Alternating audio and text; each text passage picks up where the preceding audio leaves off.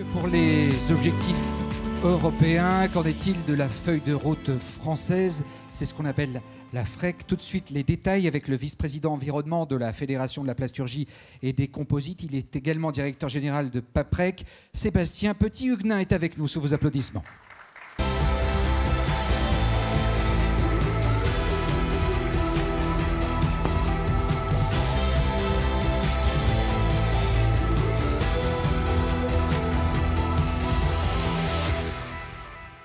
Bonjour. J'imagine que vous avez été très concentré à l'écoute de ce que nos amis européens ont pu dire. Quelle est votre réaction ?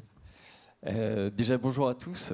J'étais effectivement très concentré et je dirais peut-être aussi un peu concerné par le manque de concret que j'ai pu ressentir là, dans les échanges qu'on vient d'avoir. Il me semble qu'on est dans la situation d'une industrie qui est vraiment dans une crise majeure avec une remise en cause des bienfaits qu'on apporte à la société. On est en train d'inventer la société du 21e siècle qui se doit d'être une société bas carbone.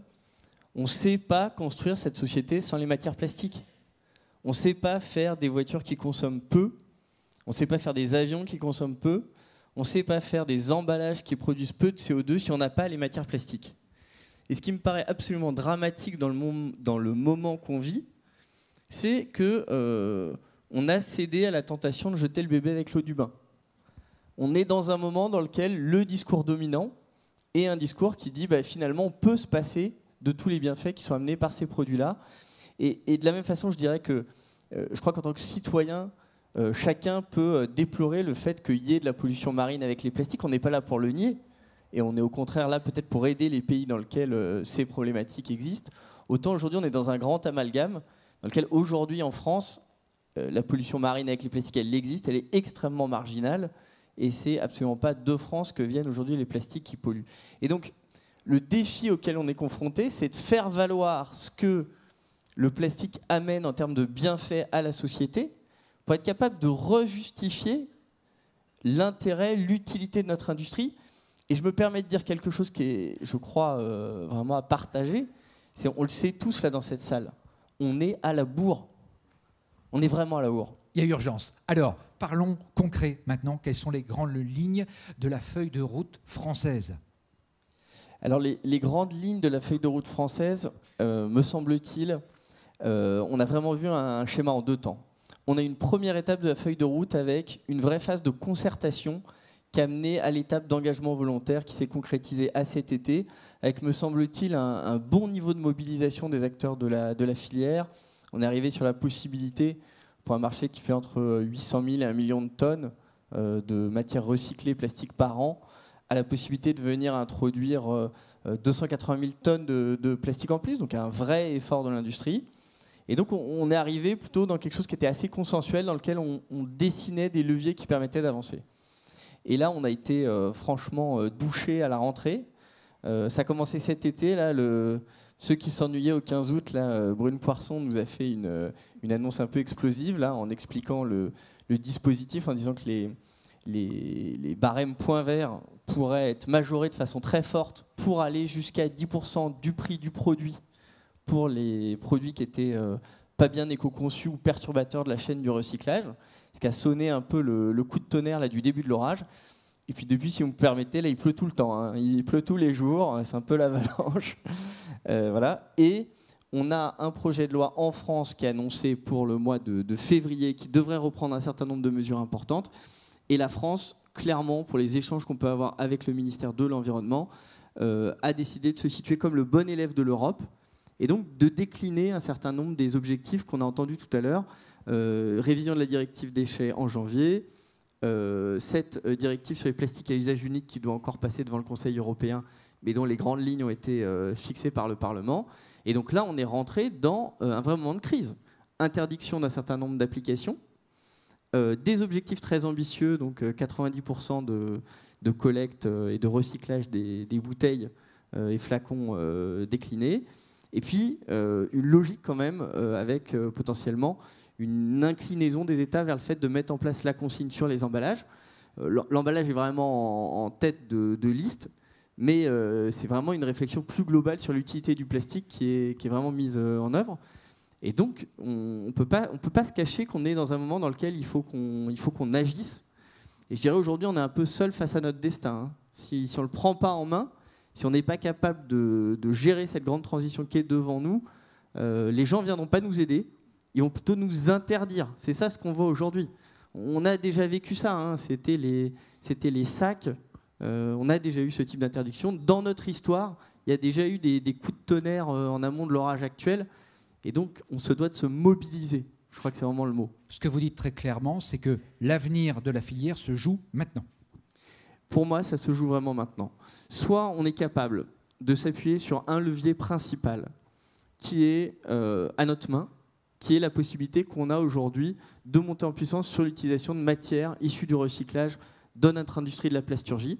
Et là, on rebascule du côté de l'opportunité, puisqu'on a l'opportunité de mobiliser notre appareil de production, de fabriquer les produits de demain plus bas en CO2 et donc de contribuer à cette économie et de faire monter en puissance bien évidemment tout l'outil amont de collecte et de recyclage.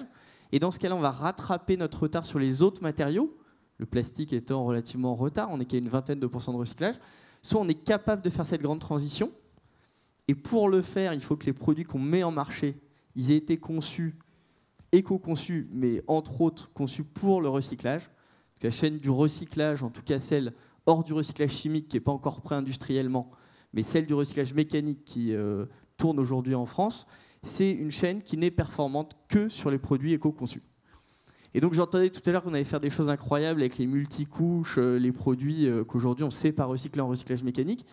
Je veux pas qu'on croie ça, en tout cas c'est vraiment pas mon point de vue.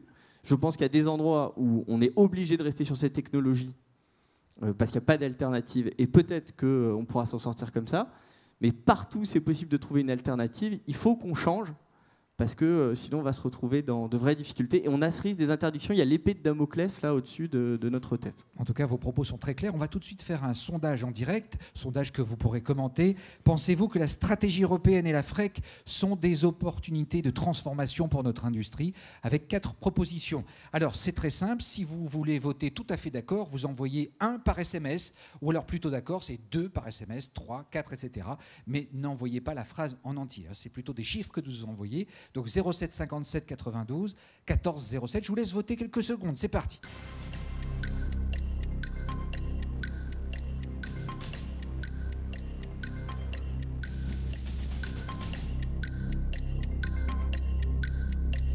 Pensez-vous que la stratégie européenne et la FREC sont des opportunités de transformation pour notre industrie? 1, tout à fait d'accord. 2, plutôt d'accord. 3, plutôt pas d'accord. Ou 4, pas du tout d'accord. Je pense que tout le monde maîtrise bien le smartphone d'aujourd'hui. Je vois que tout le monde est en train de voter. On vous laisse encore un petit peu de temps. C'est parti et on découvre le résultat en direct que vous allez pouvoir commenter. Plutôt d'accord à 51%, ce qui est quand même intéressant. Il y a tout de même 11% pas du tout d'accord ou plutôt pas d'accord. Donc il y a des sceptiques quand même dans la salle. Mais il n'y a pas, on est une grande transition, une grande transformation. Ça se fait pas que avec des fleurs, des petits youpies partout. On est vraiment obligé par l'instant qu'on vit. Et je comprends que ça fasse peur et que l'importance de ce que ça signifie, ça puisse effectivement effrayer certains. Ou on peut aussi avoir cette tentation, quoi. On a un vrai risque dans la situation, c'est le repli sur soi, le statu quo, en se disant bon. Les mouches vont peut-être changer d'âne. Voilà, là c'est nous qui avons droit. Peut-être que ça va changer. Je crois malheureusement qu'il faut qu'on fasse, qu'on renoue un pacte quelque part avec à la fois les pouvoirs publics et les citoyens autour de l'utilité qu'on amène à notre société. Et c'est seulement si on est capable de justifier de cette valeur que ces mêmes pouvoirs publics pourront nous accompagner pour réaliser cette grande transition. Et on a besoin d'eux. Il y avait les propos de la personne de l'ADEME là, tout à l'heure. Il nous a parlé de ce qu'ils avaient fait hors Plast, très bien. Mais une dizaine de millions d'euros, c'est bien. Mais là, on est en train de parler à la fois d'investissement et d'une transition qui est une échelle beaucoup plus importante. Et j'aimerais bien qu'ils nous parlent aussi de ce qu'ils peuvent faire aujourd'hui et demain pour nous aider dans cette transition. En tout cas, ils sont prêts à vous accompagner. En parlant de cette feuille de route, alors que nous sommes toujours accompagnés par notre caricaturiste qui voit juste, qui a l'œil vraiment très aiguisé, quelles vont être les actions très concrètes dans les mois qui vont venir, dans les années qui viennent? Alors, les actions qui vont être menées par la Fédération de la plasturgie sont des actions qui se déclinent en plusieurs thèmes. Premier thème pour nous important, c'est vraiment le sujet du dialogue avec les pouvoirs publics. Dans l'urgence, on a vraiment ce besoin de pouvoir remontrer aux pouvoirs publics quelle est notre industrie, à quoi elle correspond, et le fait qu'on fait déjà de l'économie circulaire de façon très importante. Donc je dirais pour toutes les personnes qui sont dans la salle, pour le bureau de la fédération, on a vraiment tous pris cet engagement, et j'engage les gens qui sont dans cette salle à nous rejoindre dans cet engagement. Ouvrez vos usines, faites venir vos députés, vos sénateurs, vos élus, de façon à ce qu'ils puissent voir ces installations et qu'ils prennent conscience du poids économique de la transformation des matières plastiques sur leur territoire, pour qu'ils réalisent qu'on ne va pas rayer ça d'un trait de plume. Et encore une fois, qu'au-delà, alors on n'est pas dans le chantage à l'emploi, on est dans la démonstration de l'utilité de ce qu'on apporte.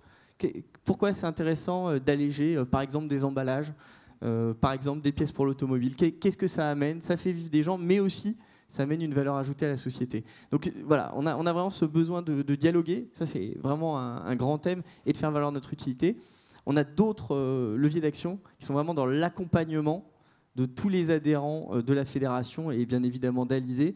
Et on va s'appuyer sur un outil important qui est IPC, pour être capable d'informer les plasturgistes sur quelles sont les techniques disponibles qui permettent de monter en puissance, accéder au marché avec de l'information aussi sur les éléments de prix de marché au travers de Mercurial. Et puis, il y a carrément des sessions de formation qui vont être définies pour entrer dans le CQP plasturgie, de façon à ce que tous les gens qui sortent de notre filière de formation, ils soient formés à l'économie circulaire et qu'ils aient des bases qui leur permettent d'intégrer dans leur pratique quotidienne des bons réflexes à ce niveau-là. Je ne détaille pas toutes les actions, mais on est vraiment sur ces grandes lignes qui font que on se doit d'accompagner les adhérents de la Fédé et les membres d'Alizé dans cette transition. On va le faire en accélérant là vraiment sur les actions. Avec les porte-paroles de l'Europe, nous allons dire pour résumer, on a évoqué l'aspect santé. Quel est votre avis sur ce sujet? On a le sentiment que les industriels ont tendance à minimiser un petit peu les choses. Alors, sur l'aspect santé, je voudrais revenir sur le discours là vraiment mensonger, parce qu'il n'y a pas d'autre mot qu'on a pu entendre dans le reportage d'Élise Lucet. Là, je pense qu'on est un certain nombre dans la salle de personnes à avoir souffert devant ce reportage. On va en parler dans quelques instants. On aura un représentant de Coca-Cola qui était au centre de ce reportage. Bon, mais ce que je voulais dire sur ce sujet-là, c'est qu'aujourd'hui, expliquer qu'aujourd'hui, on ne sait pas, par exemple, recycler des matières sans porter risque à la santé des gens, puisque c'était ce qui était sous-entendu dans le reportage, c'est absolument faux. Je veux dire, si aujourd'hui on met de la matière recyclée dans des bouteilles d'Evian, avec ce que représente une marque comme Evian, ça veut dire qu'on est capable de recycler en respectant la santé des gens.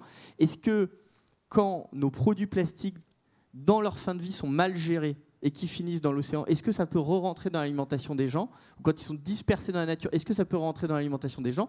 Et est-ce que ça pose des problèmes sur la santé? Ça, c'est une vraie question. Aujourd'hui, il n'y a pas d'études scientifiques qui permettent de le démontrer.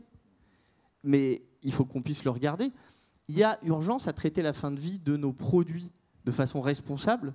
Ça, c'est vraiment ce qu'on se doit de faire. Et me semble-t-il, c'est ce qui est censé pouvoir, entre guillemets, couper l'herbe sous le pied de cette problématique-là. Parce que si ces plastiques ne se retrouvent pas dispersés dans la nature, il n'y a aucun risque qu'ils viennent nous pourrir la santé. Quel message vous voulez aujourd'hui transmettre aux industriels qui nous écoutent? Et surtout, à votre avis, quelles sont les conditions pour réussir cette feuille de route française et atteindre les objectifs qui sont ambitieux? Le message, il est en deux mots. Hein. C'est bougeons-nous. Il faut qu'on se bouge. Il faut qu'on prenne à bras-le-corps ce sujet-là. Ayons conscience du fait qu'on n'est pas dans un processus qui est réversible, dans lequel tout ça va s'arranger. Ayons conscience du fait qu'on doit se prendre en main pour être capable de porter une image qui est positive, valoriser ce qu'on fait déjà. Aujourd'hui, j'ai beaucoup de clients. Nous, on est un peu un poste d'observation privilégié, parce que comme on vend des matières issues du recyclage aux plasturgistes, aujourd'hui, j'ai encore trop de clients qui sont frileux, inquiets. Ils ne veulent pas dire qu'ils mettent du recyclé dans leurs produits. Vous comprenez, mes clients avalent, ils vont me demander des réductions de prix, etc. Et si on n'est pas capable de passer cette barrière psychologique, d'être fier de ce qu'on fait en termes d'économie circulaire, sincèrement, je crois qu'on ne peut pas s'en sortir. Parce qu'il faudra qu'on passe par le fait de valoriser ce qu'on fait déjà de bien, par le fait de le faire monter en puissance. Et là, nous, on doit aussi se débloquer, se décoincer sur ce sujet-là pour passer ces barrières. Et ces barrières, voilà, on est fiers de mettre du recyclé dans nos produits. Oui, ça allège le bilan carbone de nos produits et on est capable de faire plus et mieux dans cette direction. Eh bien, merci infiniment. Sébastien Petit-Huguenin, merci beaucoup. Merci à vous.